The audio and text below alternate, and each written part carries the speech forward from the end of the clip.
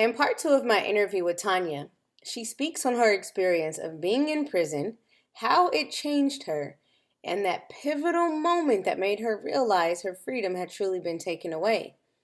Watch as she explains how her reconciliation process with God helped her to discover who she was truly meant to be, all while being behind bars.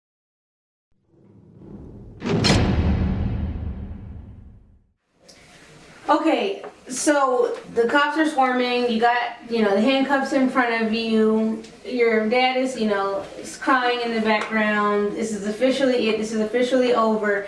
And you kind of realize at that moment you're done. What were the last things that you said to your kids? Mom will be out.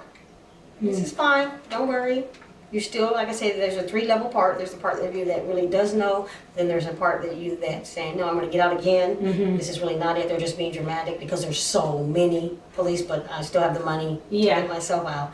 And then there's the part I was saying that hopes it's done. So at that time, you still are operating in the middle part that says, I'm going to get out. So then you tell my kids, don't worry, it's not going to be long. Because you're telling them they're used to seeing that happen. Right. And Mom will be back. So it wasn't this big dramatic, No, even though because you were thinking, I'm going to get out. Yeah, this is just 10, 15, 20 cops instead of 2. And still it didn't hit you. Yeah, like I said, it does, but it doesn't. You still don't know until they say no bond. No bond. But by then you're actually in jail calling lawyers, calling your people like, no, don't you get it. There is no bond. We're holding you to extradite you. Gotcha. So let's move on to that then. They say no bond. You're sentenced. The gavel goes down and it's official. Like, I'm getting ready to spend quite a bit of time alone in a cell. How does that make you feel? Okay, so before you get to that, it actually, no bond meaning that I can't bail myself out. Right. Then there's an extremely long process of court. So then it starts back over. You're still thinking again now, I'm going to get you out. Until then you actually, so I'm held in Georgia, I'm extradited to California on the plane. Oh, wow. There's the agents and the deputies and the sheriffs come. Yeah. And this is how arrogant the crime is. They say, let's make this as discreet as possible. And I say, no, it's fine. And he said, it's fine. We can walk through the regular airport with the cuffs. I said, yeah, it's fine. Wow. Because now, by the time I get on the plane, I'm intrigued by that. That everyone's intrigued by me. Right. Oh, wow. So it just keeps going, and then we go to the actually back of the commercial airlines. We fly there, and so then now your court process starts, and then you go back to that thinking. I'm going to beat this, or I'm going to shorten this, or I'm going to be found, innocent and beaten totally. And get out. And then that whole process is a whole nother year. Yeah. But during that part, I start to kind of get a hold of it in my mind. But that's later along. So the first, I'd say 6 months, I'm still operating in that I'm going to beat this. Okay. And the dangerous part of that is, again, when you have a person that thinks like me, the system is not equipped for that. So I would be getting out of my cell where no one else could all during the night because the lawyer would be asking me what we were going to say. Wow. The next day. Wow. When I would go to court, all the bailiffs and everybody would come in and sit in and be like, what? Just like, oh my gosh, what's going on? They were so intrigued by that. So depending on if I wanted to tell the truth or depending on if I wanted to make it more elaborate, whatever I thought would help me in court was what I would be feeding to everybody. To the reporters or to the judges, and then again I'm still listening for the slightest glitch in the system. So when they said something that was I knew was going to be a slip up, I would use that against them the next day in the court. And the lawyers just weren't equipped for that, so they had to ask me because it's still a criminal's mind. Right. And so let's fast forward to the actual moment where you get sentenced. Okay. So when I start off in the court process, I go from being offered 54 years to 18 years. To 12 years. Wow. And down to 5 years. Wow. And I said, no, if they've gone that low, I'm gonna go to trial. I'm gonna beat it. Wow. And I had the attorney come to me, and again, my other part of my group had already been arrested and sentenced, but I still knew that I knew enough to get myself out. That I'm thinking I can win this. And try. And everybody, my sister's grandma's like, just no, take your time. You're not gonna do it. And she said, if you take this, you will see your kids by the millennium. And something about those words lined up with what I had heard God saying to me in my cell and at night. And when the minute she said those words, I finally said, okay. Because that, those wording that she used, that I would see my kids. Because before I'm thinking, my kids will be fine. They have good fathers, they have other family members taking care of them, they can come see me. I wasn't like other people in there where you just have your kids taken from you. Right. You know, to the system. So that wasn't an issue. That wasn't going to get me. I wasn't scared of that. Right. But when she said that if you take this sentence, at least you will be guaranteed to see your kids by the millennium. Is there a moment that you can recall where you're like, you know, thinking to yourself like, okay, this is my actual situation. Like, this is what it is? Yeah. There's a moment where when you're getting ready to get sentenced, you go back and forth to court. And what they do, the setup is there's a group of women and you're all in like, this is supposed to be the part that's demeaning and breaks you, and you're literally chained to other women by your feet and by your wrist, and you have to take baby steps because of the chain. And that's all part of the process. Again, not fazing me, not bothering me. I'm fine, I'm talking to everybody in there, but it's meaning to be the demeaning part of it as you're on your way there. So they do that, and they put you on something, they call you out slowly by court. So the big, large room full of inmates starts to just get smaller and smaller. And I'm down to maybe like 10 of us left. I was always kind of like the last person that they would call to court. Everything's supposed to be, I'm supposed to feel that extra more. But I'm a mind person, thinker, self-taught, so that never bothered me. Isolation doesn't bother. I actually love that. So all those things backfire. So I get down to like 8 people left in the room. I know I'm going to be last. I'm standing by the window. There's a glass where you can see outside, like where the buses are pulling up, and then you're in jail. And for the first time, the only thing that got me is I look out of the glass, and there's a fly flying around, and I realize he's free. Wow. And I thought, and I remember thinking like, a fly is freer than me. And you know, I could swat him or kill him. Right then, it hit me. Wow. That the most thing most valuable was gone then, which was the freedom. But wow, that's a powerful story. So tell me what it actually means logistic-wise to actually be in jail. Why do people go to jail? What is it for? Okay, and this is a kind of a big misconception that most people have. And so if you're in jail, that's why they're called detention centers. They're just detaining you to see whether or not you're going to win your case and get out, or whether or not you're going to move on to prison. Versus prison, you notice those names will be correctional facilities. Okay. They're designed, not to say that they do, they're designed to correct you, or they'll be called rehabilitation centers, or rehabilitate you. So jail, you really are just being detained, which is why jail's kind of rough on people, because they don't care what they're doing. They know either way, they're either going to get out. And so that's why there's such violence in jail and things like that. And people are scared to go to jail because it's kind of a free-for-all if you're that kind of person. It didn't affect me because my brain thinks logistically like this is just a little waiting point. Right. And I'm choosing if I'm going to go to court and beat the case and get out, or if I'm going to be detained. Your mind's thinking that. So I did want to just distinguish that. Okay. And so you're in prison. You're there in a prison, which you now refer to as a correctional facility, rehabilitation program. What is it that you need to be corrected on? Have you gotten a hold of that? Like, what is it exactly that you need correction in, would you say? That I've gotten a hold of, or that they think I need to be corrected? I guess a little bit of both. Okay, so when you go there, there's a whole little testing part, and this is kind of interesting. The inmates will tell you, they meet you real quick until you flunk all the tests. And because if you flunk all the tests, you get to be in the kitchen.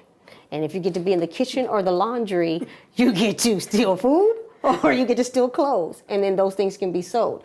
So I thought that was the most craziest thing I had ever heard of. I gotta say this real quick, because I just find it so ironic that you guys are in jail for criminal activities, but then you still have criminal activity in jail. Oh yeah, or in prison. Right? Yes. Wow. There's a high level of criminal activity going on, and then you'll think this is even funny when you're in prison and you get in trouble, they send you to jail which is in prison, which is the hole, and they call it jail. So yeah, it's backwards, but Wow. The criminal activity does not stop because you still have a facility full of criminals. Yeah. It's just what crimes are we going to do now, again, to beat the system. What didn't make sense to me, that idea, because now I had gotten a hold of my thinking, right? Right. I'm there, like you said, I'm there, I'm going. So how can I now make better use and better choices? Yeah. So I'm slowly coming out of that. So when you come to me and tell me, I said, let me get this straight. So you get the low scores, and then, so because none of that benefits my level of thinking, to do that, I decided, no, I'm not going to do that. I'm going to try to score the best that there is on the test, and then you have different jobs and different pay scales to do that. So when they told me that the laundry and the kitchen was the lowest pay scale, and this will blow you, that means you make around 5 cents a month. Wow. So time out. So you went from having, let's say, $100,000 a month to 5 cents a month. Was that a culture shock? Like in your mind, knowing, wow, I made so much money, and here I am now wanting to make what? 14 cents a month. Okay, wow, that's a big reality. Because it's equal to what you can purchase in there. So 14 is equal to 1,400 to you all. Of what you can buy and what you can do. 1 cent is equal to a very low paid job, minimum wage, versus that. So it sounds crazy because of the number. So that additionally, like, are you kidding me? So what does shock you till you figure out what they're saying. What was the highest? I actually passed the test and had the highest pay slot, which was in the technology department.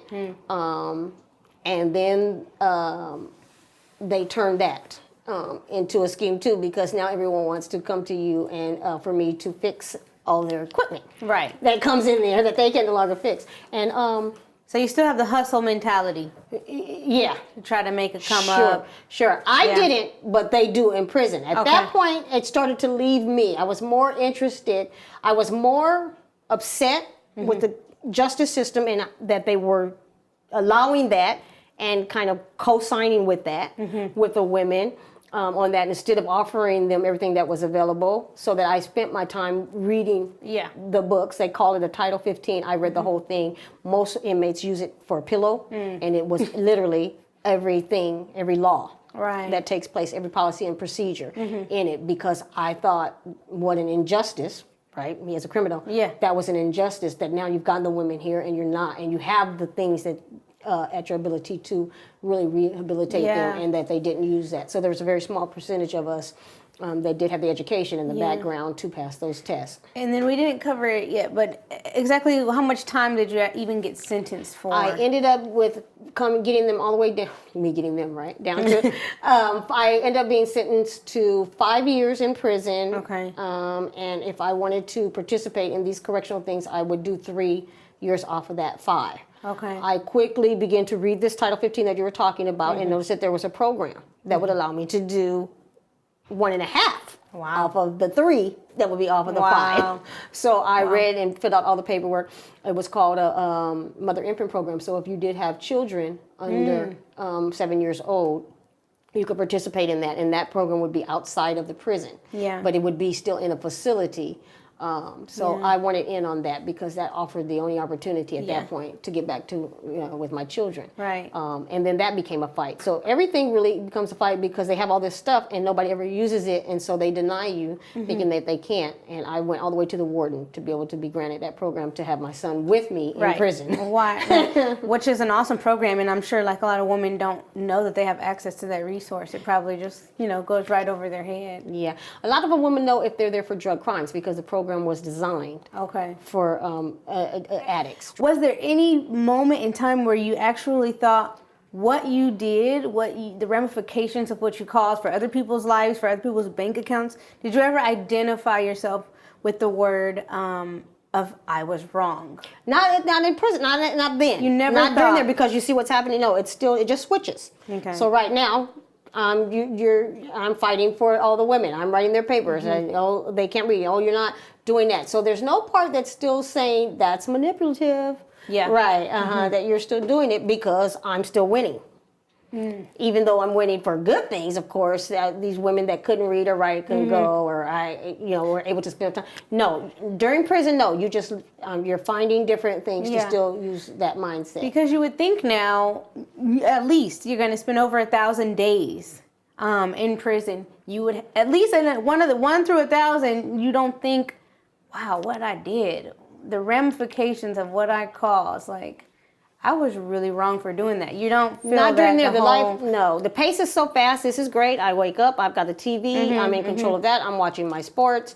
The way I did my time, people were coming to me. I had to buy nothing. Everything was bought for me in exchange for my education and what I knew and my knowledge, and in exchange for just my spirit and what they would get around me. I used that whole time to then, begin to figure it. And I would say when I realized I was going to qualify for the program to be able to get out, maybe about a month before that, then kind of what you're describing comes into play.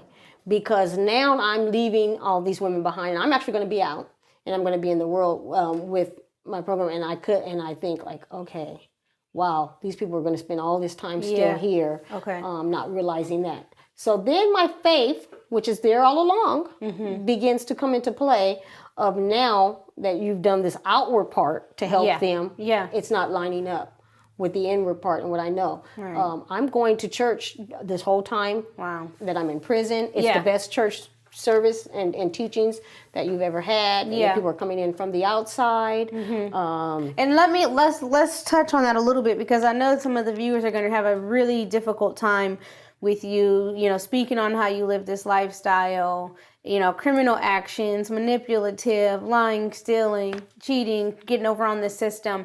But you still say you had a relationship with God. So would you say that he was present during all of this? Yes. God was always, never left me. Okay. There were times I left him in my mind, but he's true to that. Of I will be by your side. Literally. Because you don't come through what I come through without any type of violence taking place. To see the changes that I seen made. So I was always cognizant that was the spiritual element of me. So where people I think get misconfused with that, or there are some individuals that come in and they are just in a life of sin, okay? And then they get saved in jail, in prison, and that's what everyone knows as this now you're saved jail religion. That's different from a person who has Christ in them already, in the Lord, and has sinful acts and that they're doing and commit crimes. At no time did I choose that and say, literally, my actions did. But at no time was I'm like, I'm done with you, God, I'm going to pick this. Okay. And in no time did God do that. So so just your the Christian aspect of you, or the Christ in you is still coexistent with your sinful nature at the same time. Not in jail. I mean, not in prison. Okay. Yeah, it is, because what happens there is God, for me, needed to use that experience and those individuals and show me at that level what he really had for me. And until he removed me from the streets where the crime was easily able to escalate, and I could sit back and see these are God's gifts. These are not the world's gifts. Then he could go, oh, now you got it? So that did take place in prison, where he went, now you got it. So it wasn't so much that you found God in prison, you just met him there. He was able to use my gifts there to show me how big he really was in the midst of the worst situation, the worst individuals, the most forgotten individuals, all that you've been doing and that you're still doing. Those are my gifts and talents and abilities that I've given you. You did not give them to yourself. You are not that smart. The world is not slick. All you have been operating. So as I could sit back with that level of time and see, God would just show me that more and more and more and more. So that does stipulate. But there's no break in there for me. Right. And so once you come to that realization, you spend the time, you go through the program where you're able to have your child with you. In the actual program, you finally get out. You're free at last, so to speak. What was that first day like outside of of those prison gates? Okay, so when I get out to the program, I'm not out. So I'm actually, there's a time where I realize I'm going after the fight to that. So then there is literally the big, where they call your name, you walk out of those gates, and I'm getting ready to board the bus, and I realize that part is over. The prison, I'm now going to still be considered incarcerated. I'm just going to be on the streets and in this program. So there's that out, and then there's out. Okay, what out? Okay, and out, you start to wind down. There's a process. So you start knowing that you're going to be done like a month or two over. And then I could feel it, but it's hard to put a point on it because I was never trapped in my mind in prison. A lot of people are the term is called institutionalized. I was not a person you could institutionalize. So I never felt like, oh, now I'm free. Because I've always been free. I always march to my own tune, do my own thing. You can put me anywhere every time, and I proved that. But that where I will now be able to take back over as a parent, because I had my son with me in the program. For that whole year while we were at, and we could go on visits, and I could see my daughter, I could see my son, I could see my family, but to realize now, here's the deal that me and God had made, which means whatever I said to him, which was, if you give me back my family, I will follow you like no one else for the rest of your life. That part, right there when I walked out of those gates, that's when that came. And then I was like, now I have to live up to it. And so it was because of the level I knew how faithful he was that here it comes. And I walked out of those gates, and my friend's mom was there to pick me up. And I go to her house, and that's it. It's behind me. And now so it wasn't like, oh no, it was like, I get the chance to give God back what I said I would do. And I have not looked back since then. Wow.